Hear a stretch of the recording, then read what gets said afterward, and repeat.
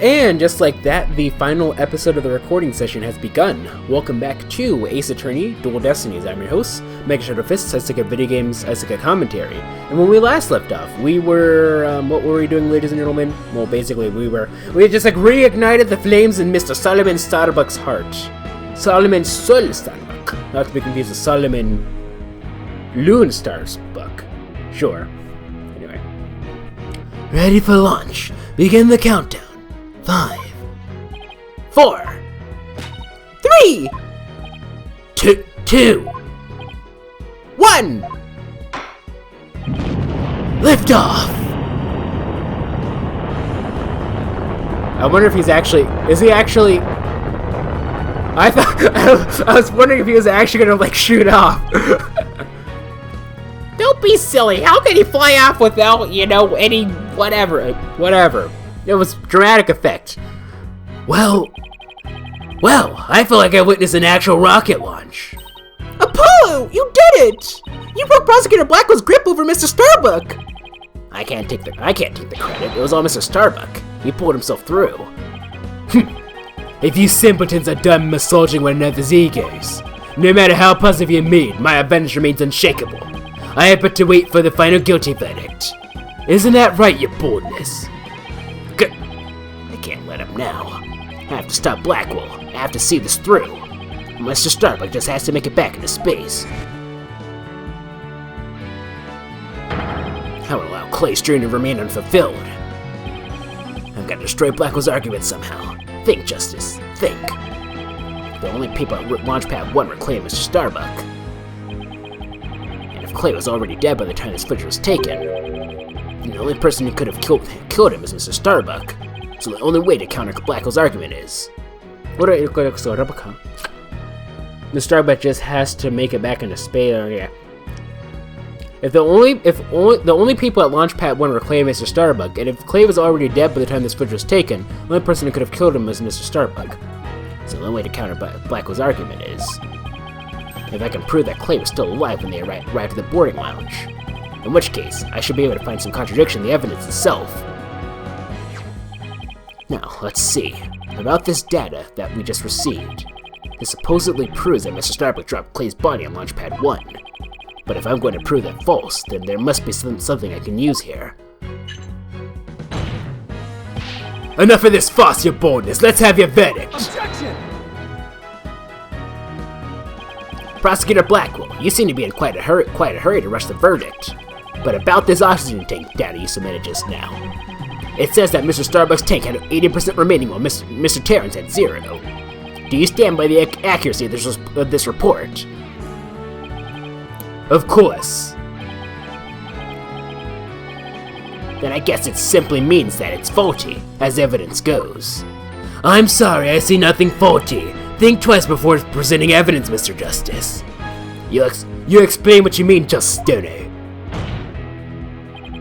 It's simple. This evidence contradicts the facts of this case. Take a look here at the detailed description, you'll see what I mean. I hope you have some evidence, Mr. Justice, because I don't see what's so contradictory. Yes, Your Honor. Right away. This is the evidence that the oxygen tank report stands in contradiction to. Okay, let's look at the report. So, display on the display on the astronaut's left shoulder. Okay, yeah, that's super obvious. It says 50 right here. Right? This is I'm not being stupid, right? Like this is one of those rare cases where I'm actually being smart and following what's going on, right? Take that. Seems like it. And how does this evidence present a contradiction? Oh, okay, I was about to say. I was like, what did I get it wrong? The problem is this part here. Okay, so right here. Present. Note the remaining oxygen in Mr. Starbuck's tank as he carries Mr. Terran. It appears to say 50. Yes, but according to the data, our client's tank had 80% remaining. The oxygen in the tank increased. I see Your Honor finds it as strange as I do. It's bad enough that there is a contradiction, but the increase in oxygen is beyond illogical. Oh my, you're absolutely right. What is going on here? Silence. I take that all the oxygen remaining has increased. It would be as odd as if my rations were to increase. But what does that prove? It doesn't change the fact that it is the defendant carrying the victim's corpse. Objection! I'm going to bet you don't get more rations because you don't abide by the rules. Either way, the oxygen remaining shouldn't increase, just as your rations don't increase. Therefore, this new information is critical. We can't overlook it. Silence! In that case, do you have an answer to this riddle of the mysteriously increasing oxygen? You better not disappoint, or I declare the inconsistency as mere equipment malfunction. Blackwell! It legit says tanks were functioning properly at the time. Like, okay, whatever. Prosecutor Blackwell has a point. I suppose it could be a simple malfunction. Did you guys not read the... Whatever. Mr. Justice, if you cannot provide an adequate counter-argument to this point, I'm afraid I must bring this trial to an end.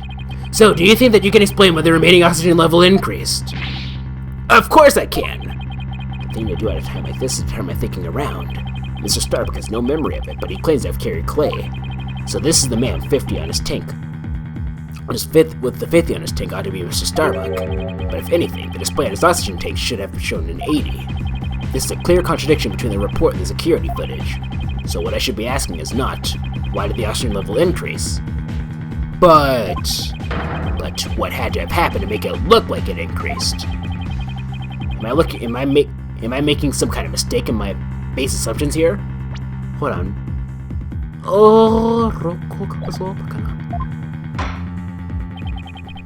Well, Mr. Justice, we're waiting.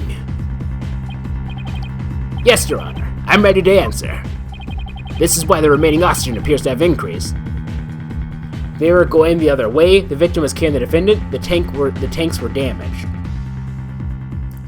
The victim was carrying the defendant. Is what I'm thinking.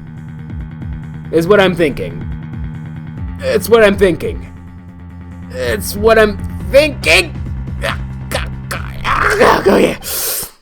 What if it was the other way around? The other way around? Would you care to explain, Mr. Justice? As you can see, Your Honor, both men had their helmets on in this footage. But it turns out this is where our base assumptions went astray. We assumed that it was Mr. Starbuck helping Mr. Tarrant, but it was the other way around. It wasn't Mr. Starbuck helping Mr. Tarrant at all. It was Mr. Tarrant who was helping Mr. Starbuck to the boarding lounge. It was a what? He didn't remember anything because he was passed out. Order! Order! Mr. Justice! You mean to tell me that the person on the right in this image is the victim, Clay Tarrant? It's the only way the riddle of this increasing oxygen level can be solved, Your Honor. At this point in time, the remaining oxygen in the victim's tank was at 50%. And when the victim was found in the boarding lounge, his tank was at 0%. That's right! There's nothing contradictory about the oxygen level decreasing! This means Mr. Tarrant was alive as they made their escape to the lounge. Silence! How short your memory is. Have you forgotten what you yourself proposed? Even if the victim was alive at this point in time. How did he descend the ladder with his arms full? Objection! Prosecutor Blackwell, you can't hurt me with a broken blade.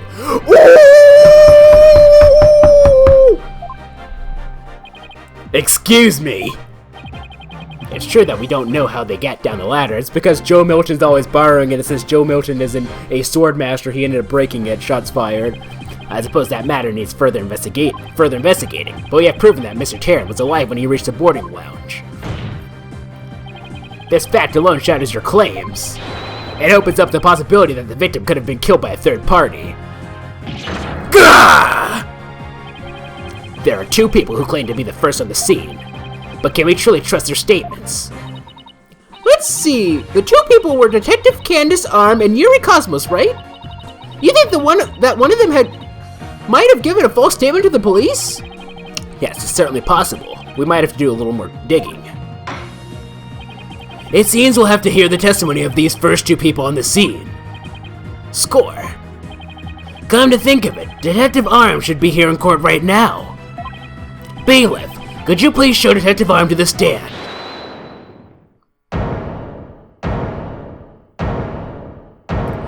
Detective Arm is dead! Ah, not Tonate! I'm saying that because I forgot what voice I gave him. Like, you know, look at normal, it was actually kind of like this, wasn't it? It was like a really weird, like, voice. There we go. I have an announcement, everyone. What's the meaning of this? We're in the middle of a trial here. Please remain calm and listen carefully. Someone has reactivated the bomb. The bomb was defused, but it is about to explode. Load!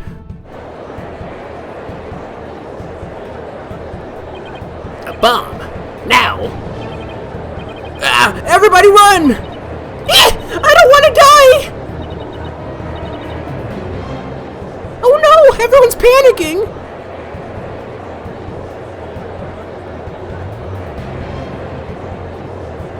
Silence. Headless chickens of the death wish, the lot of you, call yourselves for all this. Come on, Apollo, let's get out of here! But what about Mr. Starbuck's dream? And who will carry out Clay's final wish? I don't care what happens to me. I'm not letting some bomb blow the truth up forever. I refuse to let things end here. Apollo, this is no time to be dramatic. If we don't get out of here now, we're gonna die. Come on, this way. Hey, ouch, let me go. Apollo! Juniper? She hasn't evacuated yet. Juniper, are you alright? Apollo, no! Not that way! Ah!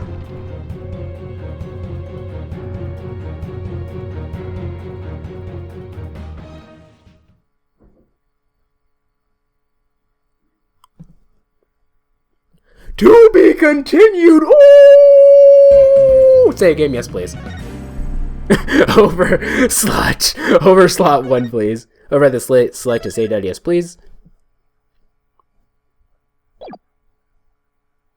Episode Investigate fun. In the middle of the Space Center bombing trial, we had another bombing incident. This one destroyed courtroom number 4. Furthermore, Apollo suffered massive injuries from being there when the bomb went off.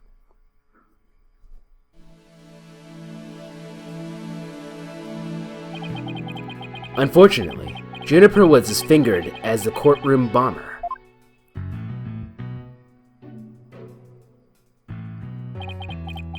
Athena and I knew she had to be innocent, so we took her case on.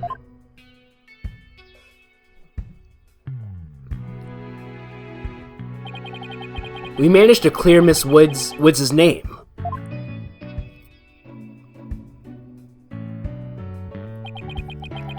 But Apollo sustained further injuries when he was attacked by Ted Tonate.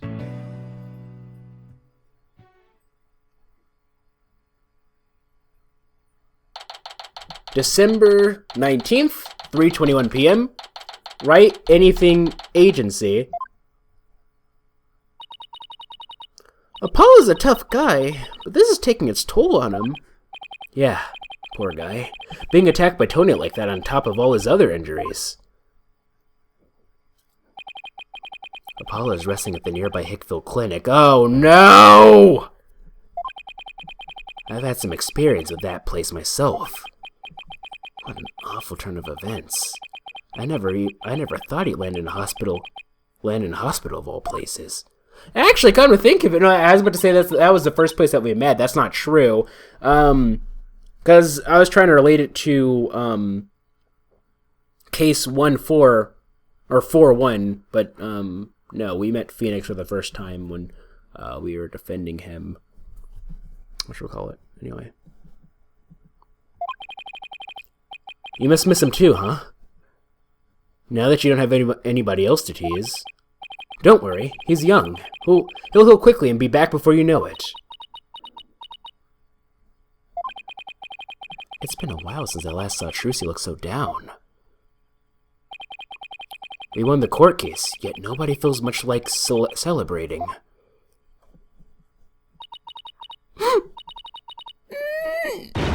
Alright, enough of this, people!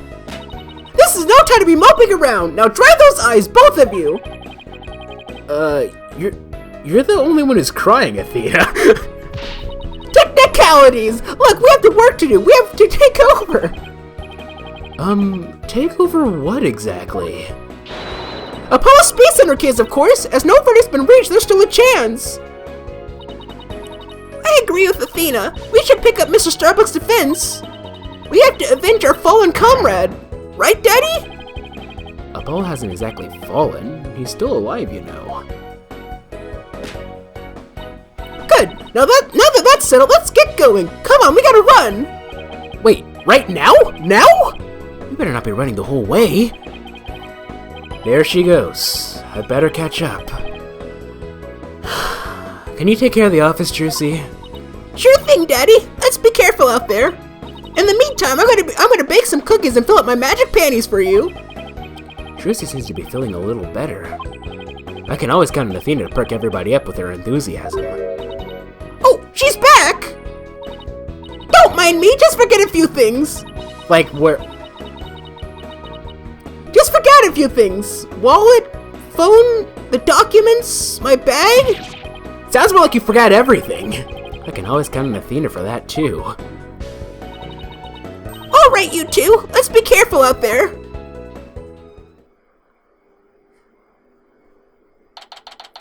December 19th, Detention Center, Visitors Room. So our client is one Solomon Starbuck. He's so famous, even I've heard of him. That's right. He's a super famous astronaut who works at the Cosmo Space Center. He was actually up in outer space 7 years ago. You seem to know quite a bit about him. Now I'm all excited to meet the man.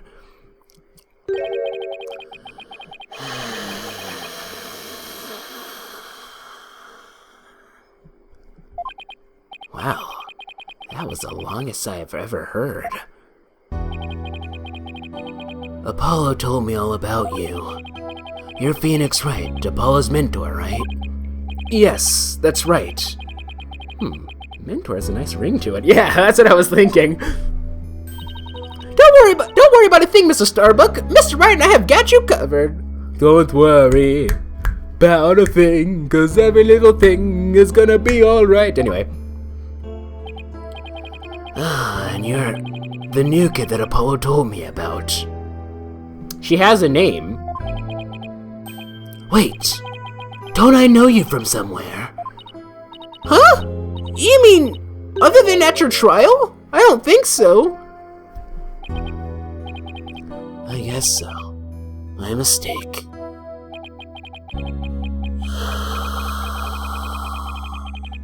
My memory isn't what it used to be. So my guess is that they probably do actually know each other, otherwise they wouldn't have brought that up, right? Right? My mind and body are kaput. Same goes for my life. I mean, I'm so astronomically unlucky that I had a bomb go off in the middle of my trial. Trying to defend me would be like trying to enter the stratosphere without a spacecraft. Yikes, he's seriously got to stop depressing himself.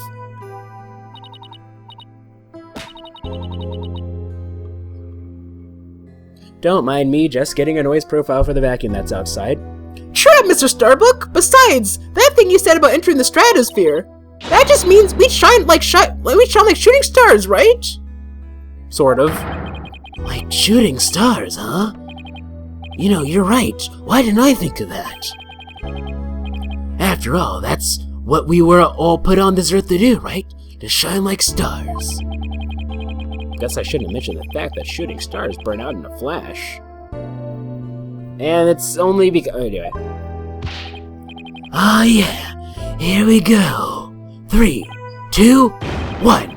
To the stratosphere and beyond. To infinity and beyond. To infinity and beyond. You need to get it right.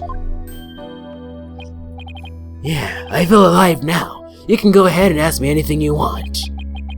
Is that really all it takes? Okay, first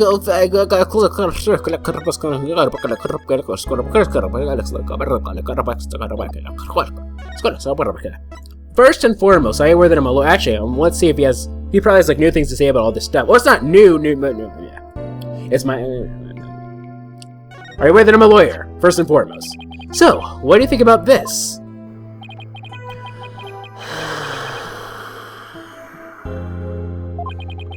The evidence is gonna get me convicted. No! It's my attorney's badge! I was hoping it would reassure you that we're here to defend you. Evidence isn't just for the prosecution. It can help prove a person's innocence, too. That's a positive spin on things. Yeah, come to think of it, I think in real life, when I think about real life court cases, which, knock on wood, I won't ever have to, like, be experienced with. Like, you know, like, I don't want to end up, like, being a juror either, or anything. I don't want to be a juror, I don't want to be a defendant, I don't want to be anything. So, knock on wood, I said that a lot, so that means I'm going to be all three of them, right? 2, 3, anyway. Anyway.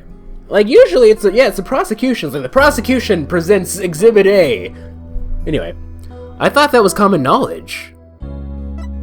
Taryn's autopsy report. Cause of death, stabbing. The victim was discovered in the third floor boarding lounge in the main building.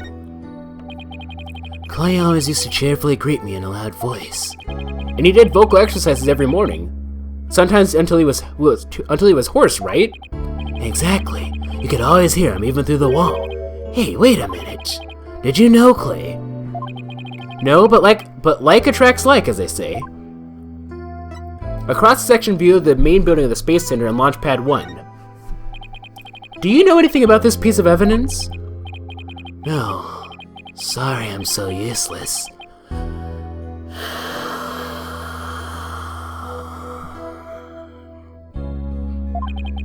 No, it's alright. There's no need to get all depressed. The victim's blood was found in its blade, but no fingerprints could be lifted. Clay carried me out and saved me. But after all that, to be killed with this blade, and the fact that the killer might be me.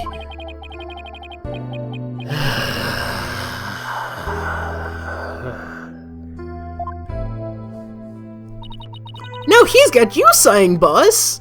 Phoenix picks up a lot of, like, people's weird things. You know, Rhonda Light, for example. The explosion sparked a fire on the second floor of the main building in the middle level of the launch pad near the elevator. It seems like all the descriptions are exactly the same. Do you know anything about this piece of... police officers and riot police have been standing... Yeah, it's all the same. Hidey. Launch pad 1 door lock.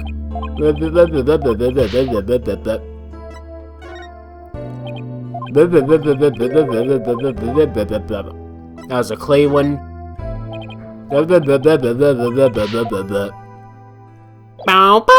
Talk. The case.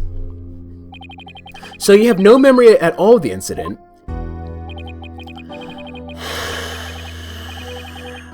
I'm so ashamed. My memory of the time is as black and clouded as a dark nebula.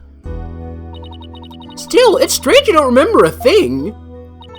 Are you sure you didn't take one of those anti-anxiety pills like they said at the trial? You got it all wrong. I told him during the investigation, too. I don't know anything about any drugs. I never took any medication, I swear. It is true I developed a fear of space because of what happened 7 years ago. And I was taking medication secretly every now and then when my anxiety got bad. Having a fear of space is not something an astronaut can brag about, you know. Oh, the so-called Hat 1 miracle? That must have been a terrifying experience. Why is it called miracle then? Well, actually, so I called it, last recording session I said HAT1, right? Like I read out the letters individually, but like, they said Hat 1 clear to go or something like that in the like anime style cutscene at the beginning. So yeah, it's not HAT1, it's Hat 1. Surprised no one actually called me out for that. But I'm still an astronaut at heart, come what may. I would never take drugs that might impede my performance just before a launch. That launch meant everything to me. That's more certain than the theory of relativity. He seems like a completely different person now. This is the face of the astronaut I know. Well, the thing about theories is that, you know, they aren't, I mean, alright, so you have your laws. Okay, so like that's like a common misconception in science. A lot of people tend to think that like if you make a proposal and it starts out as a theory, right? And then if the theory proves to be good enough a bunch of times, then it'll eventually become a law. But that is not how it actually works. That's not how things works. A law is like a law is a statement. A theory is an explanation for that statement. So you could say, so you have the law of evolution, then you have the theory of natural selection that people naturally developed and evolved to adapt to the environment, or like, and that's just one example. But you know, there's plenty. Let me. Can I think of any other laws? Like there's a. But yeah. Like a theory is an explanation for a law. Okay, like it's not like laws aren't 100% like, oh, this is amazing. Anyway. But the tranquilizers were found in your system.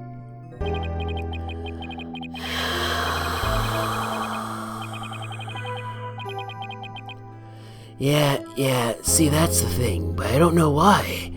I'm done for. If you didn't take them, then maybe somebody slipped them into you? Exactly, that's what I thought. It must have been the real culprit. My medication was in my locker. Anybody could have gotten their hands on it. Maybe the real culprit also planted the detonator switch in your pocket. Yeah, that's gotta be it. I've been framed. I'll say. They even managed to plant your prints in the switch before slipping it in. It's a real possibility. Do you remember anything else that might be relevant? Anything at all, no matter how small. Like, about the murder weapon, for example. That knife. I think it came from one of the Space Center's utility kits. Utility kits? Yeah. Staff who work on machinery a lot are given these special toolkits to use. Other technicians have them, so I doubt you could prove whose knife it is. Utility knife update in the court record? It has the victim's blood on it from a set of utility tools used by the Space Center techs.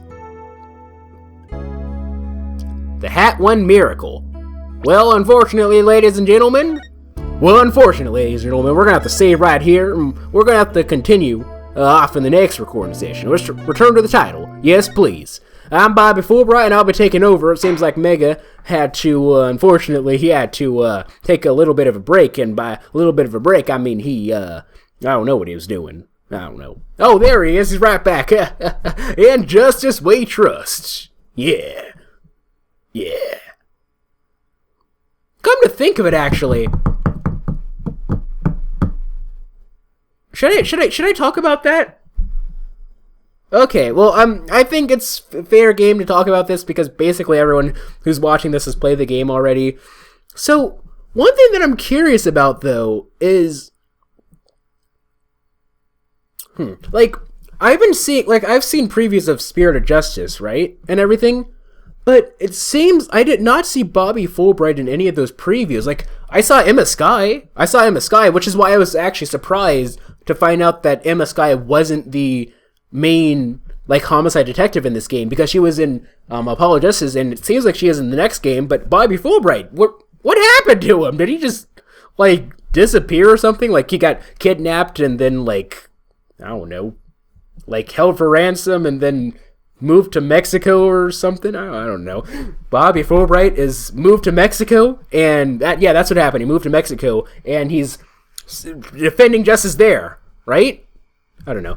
Actually, though, this case in particular went a bit differently than I was expecting it to. Like, okay, so I knew about the explosion and everything, obviously, because took place just before case 1, but I forgot that it exploded during the court case, because I was thinking, like, it was going to be, like, case, 3-4, where it was just, like, it was, like, they stylized it just like, the first case of, any of the main series games where it's just court, no investigation sections. But it seems like, I don't think we're going to do like a full investigation. I don't think we're going to go to space, because what I think is we're just going to talk, because like I'm fairly certain that case 5 is also tied to this case. Like, I think case 5 is when we're actually going to like do like real investigations and get to the real bottom of this case. I don't think we're going to actually go to the Space Center and this whatchamacallit and do some investigations, if that makes sense. I don't know. Anyway, and let's go ahead and end things off here. So, I haven't taught a random Japanese word in a recording session in a long time. Is there anything like... Okay, so, like, I guess that'll be your word. Tenmondai. Tenmondai is a, space observatory, if you will. Like, if you've ever played Super Mario Galaxy, you know the Space Comet Observatory. The Japanese version is called Tenmondai. Like, like, you observe the space. It's written the kanji for heaven, the kanji for, like, problem, or, like, I like that. It means a bunch of different things, and then, like, machine, if you will. Anywho, lederhosen. Let's go and end things off here. So, if you like this video or this series of videos, please feel free to leave a like. If you thought it was cool, please feel free to subscribe and join Team Strawberry today. Also, be sure to follow me on Twitter, twitter.com/MegaShadowFist. I'll be sure to leave that in the description. Thank you guys so much for watching, and this is MegaShadowFist signing out. Bye!